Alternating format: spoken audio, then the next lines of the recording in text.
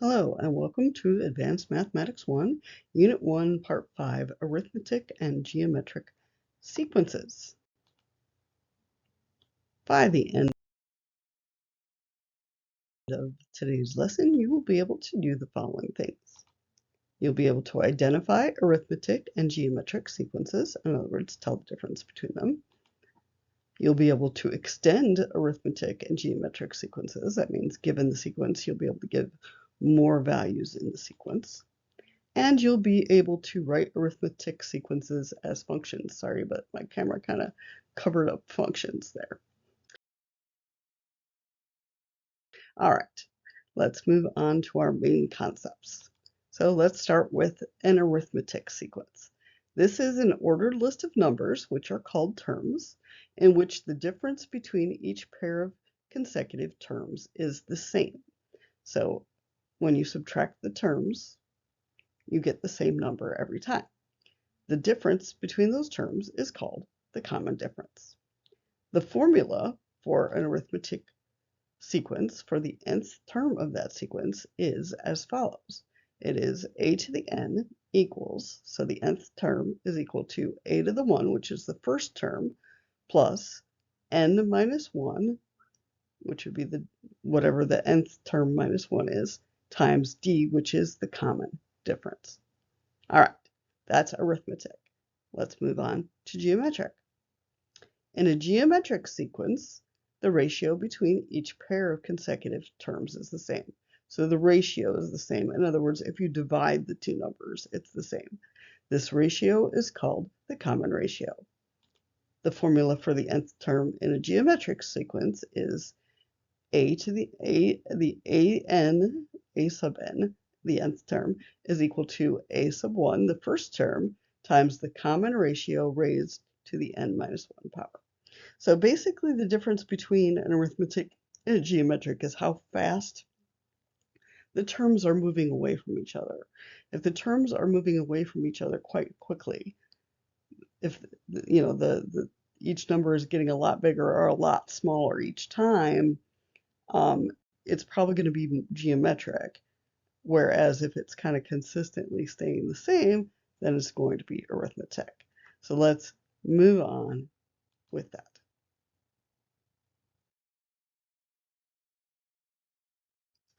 All right, so for our first example, we're supposed to determine if these are arithmetic or geometric sequences, and then we're supposed to write the next three terms, identify the common difference or common ratio. So really have to do that first before you identify the next three terms, but there we go.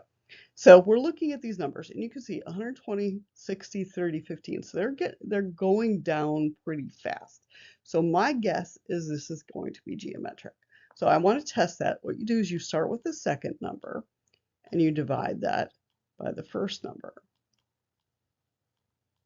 So 60 divided by 120 is equal to 0.5. Oops, 0.5. And then you just do it again with the third number divided by the second number. And you get the same thing, which is 0.5. So this is definitely geometric because that number is the same. So I'm going to write geometric.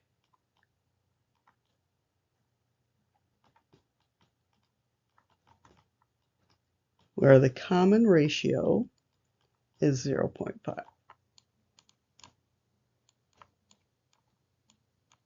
All right, so now I want to write the next three terms. So basically I start with the last term that I'm given and I multiply by the common ratio each time.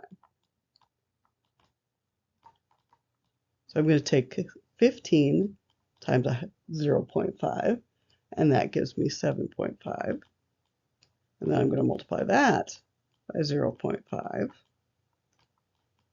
And that gives me 3.75. Sorry, I had to look at that.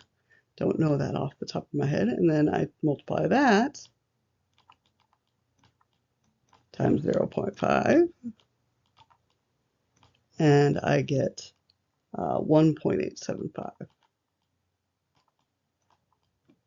So that means the next three terms are 7.5, 3.75, and 1.875.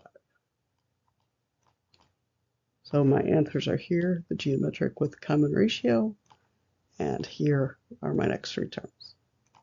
All right, on to part B. You can probably already guess that this is going to be arithmetic because we just did a geometric. It's a pretty fair guess, but we should look at it anyway. You can kind of see these numbers are, staying relatively close together. But again, so we think it's arithmetic, so we test it by subtracting the second minus the first. So negative 14 minus negative 7, same as negative 14 plus 7, which is 7. And then we do it for the third minus the second, so negative 21 minus negative 14, which is also 7.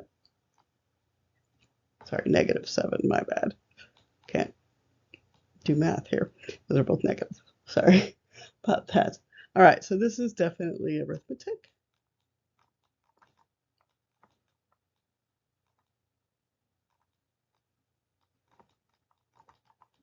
And the common difference is negative 7. So that means we are going to be adding negative 7 every time onto the end in order to get the sequence. So I've got negative 28 plus negative 7, and that gives me negative 35. And then I add another negative 7, and that gives me negative 42. And then I add another negative 7, and that gives me negative 49. Sorry. Just easier to look and instead of trying to do all this in my head. So my next three numbers in my sequence are negative 35, negative 42, and negative 49. Ta-da. All right, that's example 1.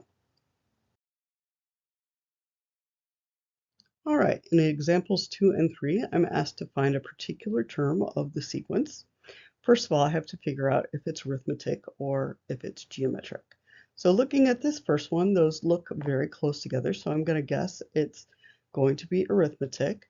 So I'm just going to kind of look here, 11 minus 14. If I do that, I get, equals negative 3. So is 11 minus 3, 8 it is. So this is definitely an arithmetic sequence. So I've got my formula for arithmetic sequence that looks like this. A sub n equals a sub 1 plus n minus 1 times d.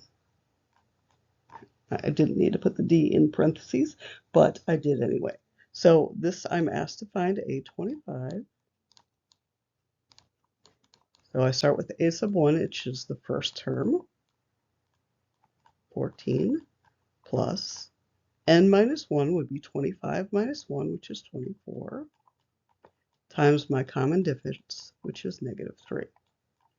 So I can just multiply that out. So I'd take 24 times negative 3 and add 14. I'm just going to do that all in one step, and that is negative 58. And there we go. All right, for example 3, I can probably already guess this is geometric. Now, big hint, if something changes signs from one term to the next, it goes positive, negative, it's always going to be geometric. It can't be arithmetic and do that. So if you ever see it changing signs, you know for sure it's geometric. So I'm going to divide my second term by my first term, which is just negative 5, so that's my common ratio. So my formula for a geometric sequence is a sub n equals a sub 1 times r to the n minus 1 power. So I have a sub 8 is what I'm looking for. It's going to be a sub 1, which is my first term, which is 1, times my common ratio, which is negative 5, raised to the n minus 1 power. So 8 is n, so n minus 1 is 7. So you're going to want to put -5 in parentheses in your calculator and then raise it to the 7th power. Be very careful with these because if you don't put it in right, it's not going to give you the correct answer. So when you do that, you get the following: -78,125. And that's your final answer. All right, as you can see in the next two examples, we're asked to write a rule for the sequence and then find a particular term. So it's not really that much different than what we just did, except there's this additional step of writing a rule for the nth term, which may seem simple, but we're going to make the rule as simplified as possible. We're not going to leave it with funky parentheses and stuff like that. So that's kind of a little bit different than what we've been looking at so far. So let's look at this first one. We have -9, -6, -3, 0. That looks very arithmetic to me. I'm just going to check that out. -6 minus -9, and that gives me 3. And I can just check that is -6 minus 3. -6 plus 3, sorry, equal to -3, and it is equal to that. So that is good. So I'm going to start by writing my general formula. So a sub n for arithmetic sequence is a sub 1 plus n minus 1 times d. So I'm going to plug in what I know. So I have a sub n. A1 is -9. And then I don't know what n is right now, so n minus 1. And I have my common difference, which is 3. So here I'm going to actually simplify this by distributing this 3 through that parentheses. So you can rewrite it in the other order if that makes you feel better, but it doesn't really matter. So I have -9 plus 3 times n, and then 3 times -1, which is -3. So now I'm going to combine my like terms. So I have 3n, -9, and -3 makes -12. So there's my general formula for the nth term. Now I'm going to find a sub 30 by plugging in 30 for n. So it's really easy to do because I don't have to worry about subtracting the n minus 1. So that's why we make the rule as simple as possible, just to make our lives easier a little bit. So we have 3 times 30, which is 90, minus 12, which is 78. Final answer. All right, we're going to do the same thing for example 5. And you can see there's a bunch of fractions in here. So again, it's most likely going to be geometric. Be very weird for something with fractions to be arithmetic. So we're just going to check by dividing 3 halves by 2. When we do so, we get 3/4.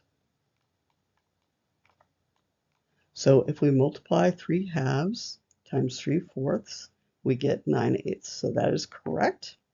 So our formula for a geometric sequence is a sub n equals a sub 1 r to the n minus 1 power. Now here's where we're going to have to actually use the rules of exponents, which we learned in our last lesson, in order to simplify this down like we did over here. So we have a sub n equals a sub 1, which is 2, times my common ratio, which is 7/4, to the n minus 1 power. Now, I can look at n minus 1 as n plus -1, which is a little bit easier to think about. I'm just going to write it up here, because then I can separate out my power into a product.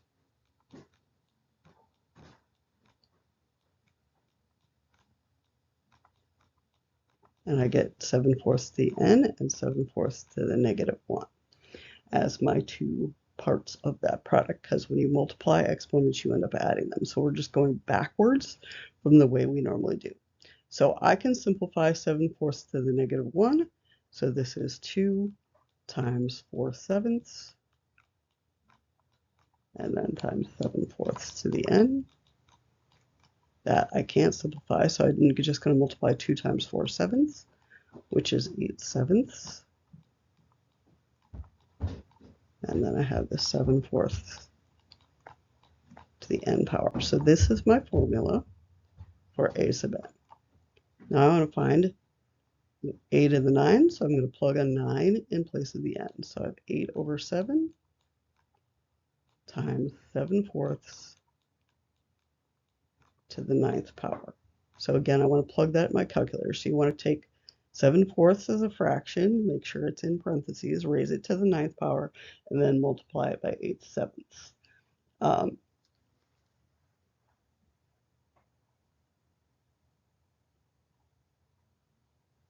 Oh, sorry. I'm sorry.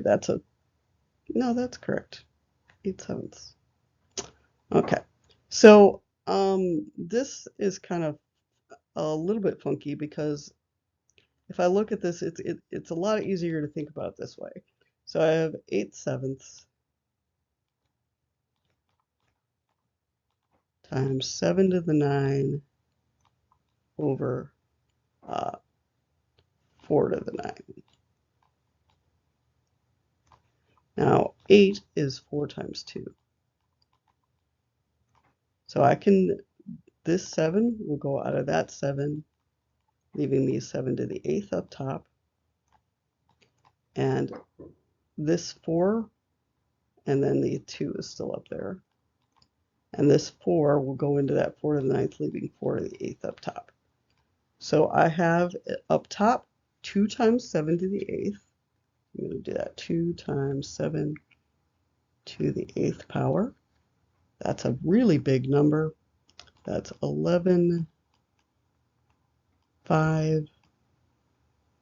Actually, you know what? I can simplify that further, because 2 and 4 to the 8th can simplify, because 4 is a power of 2. So I'm going to go ahead and do that. So I'm going to take one of the 4's out. So I have 2 times 7 to the 8th. Sorry, I didn't see this earlier. And then I have 2 times 2 times 4 to the 7th. Just a little bit easier to break out one of those 4's like that. So I have 7 to the 8th power up top, which is still that big number, 7 to the 8th power. Not quite as big as what I was going to have before, which is 5,764,801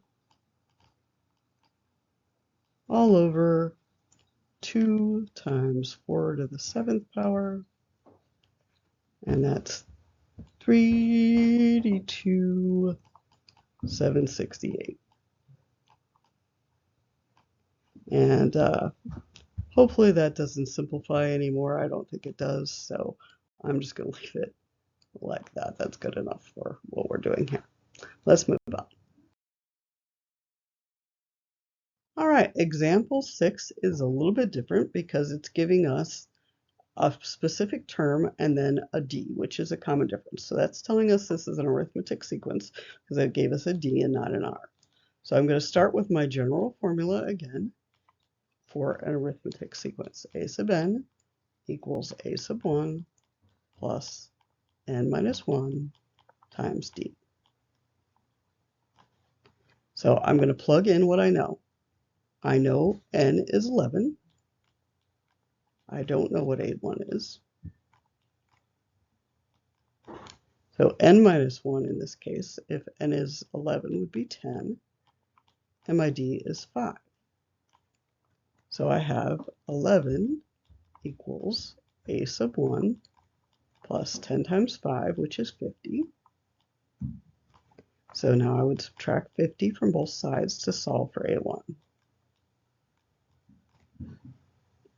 So when I do that, 11 minus 50, I'm just making sure, is negative 39.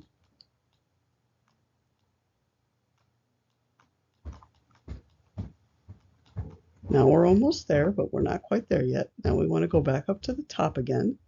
So we have a sub n equals a sub 1, which is negative 39, plus n minus 1 times d, which is 5. So I'm going to distribute my 5 through the parentheses. I have negative 39 plus 5n, 5 times n, and 5 times negative 1 is negative 5. So 39 and 5 combined together, both negative, is 39 plus 5, or negative 44. So I have 5n minus 44. There we go. All right, we're on to our final example. This last example, we're basically going to be asked to write an arithmetic sequence as a function and then use that function to evaluate something. So this says online bidding for a purse increased by $5 for each bid after the $60 initial bid. What you have to be able to do is pull out the common difference and the first term. So the increased by is going to be our common difference, our D. The initial anything is going to be our A1. So there is our formula. So we have A sub n equals A sub 1 plus n minus 1 times d. Now you do not have to write that every time. I just do it because I want to make sure that I'm enforcing that in your brain, because you really need to remember it. All right, so I'm just going to figure this out. So I have A sub n equals A sub 1, which is 60, plus n minus 1 times d, which is 5. So again, I'm going to simplify that out by multiplying the 5 through the parentheses.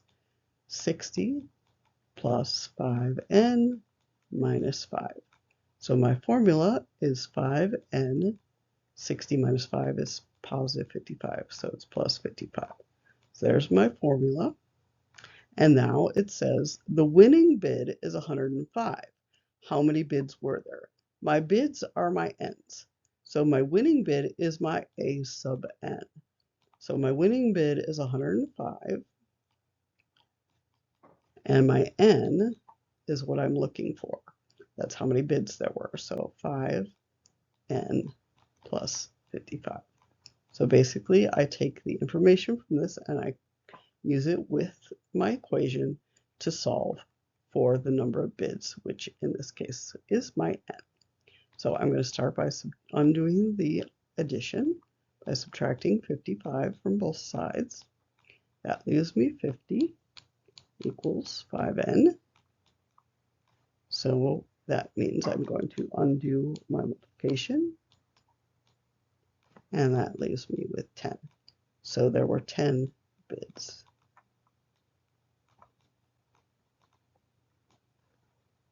And there we go. That's all for today. I know it was kind of a little bit of a long lesson, a lot to go over. So hopefully it all makes sense, and I will see you next time. Goodbye.